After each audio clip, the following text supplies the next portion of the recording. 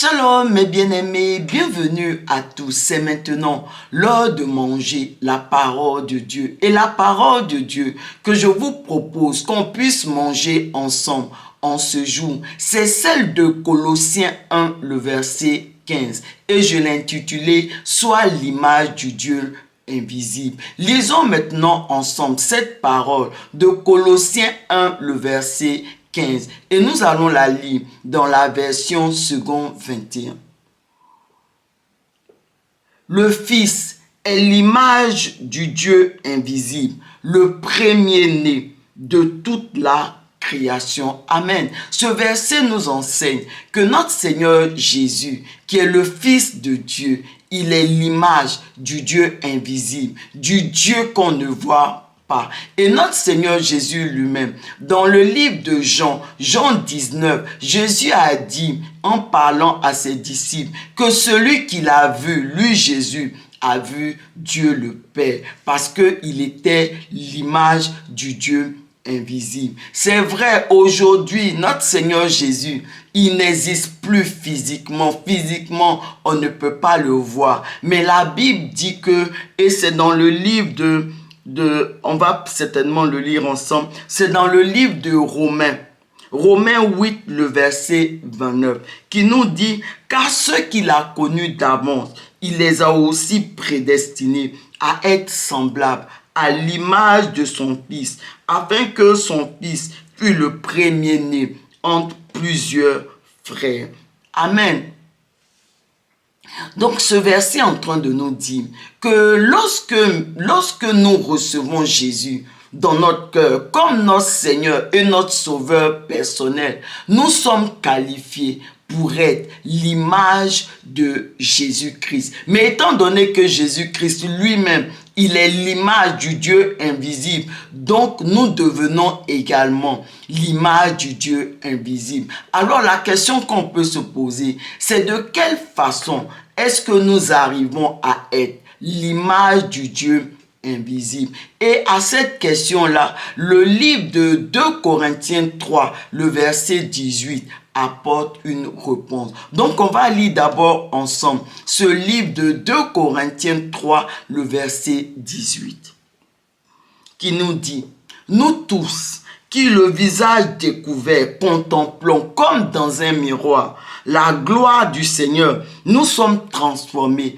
en la même image de gloire en gloire, comme par le Seigneur l'Esprit. » Amen. Ce verset nous dit que lorsque nous prenons le temps de contempler Dieu, d'admirer Dieu, de fixer nos regards sur Dieu au travers de sa parole, au travers de l'adoration, au travers de la prière, l'image du Dieu que nous voyons dans cette parole, dans l'adoration, dans la prière, cette image-là, elle est reflétée sur nous. Cette image-là, elle dépeint sur nous et nous sommes transformés en cette même image. Je vais essayer de le dire autrement. Lorsque nous sommes dans cette attitude de contemplation, d'admiration de Dieu au travers de sa parole, de l'adoration, de la prière, le Saint-Esprit vient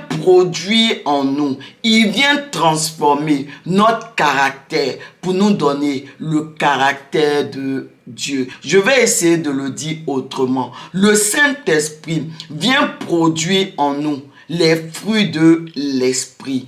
Parce que en réalité, mes bien-aimés, ces fruits de l'Esprit, c'est le caractère de Dieu. Donc le Saint-Esprit vient véritablement nous transformer pour nous donner le caractère de Dieu. Et ce caractère de Dieu, ce sont les fruits de l'Esprit, à savoir l'amour, la fidélité, la bonté, la paix, la joie, et j'en passe. Et lorsque le Saint-Esprit vient produire en nous le caractère de Dieu, il vient produire en nous les fruits de l'Esprit. En ce moment-là, nous devenons l'image du Dieu invisible. En ce moment-là, le monde va voir Dieu au travers de nous. Donc, à chaque fois que nous allons manifester le caractère de Dieu, que nous allons manifester les fruits de l'esprit, en réalité, nous sommes l'image du Dieu invisible.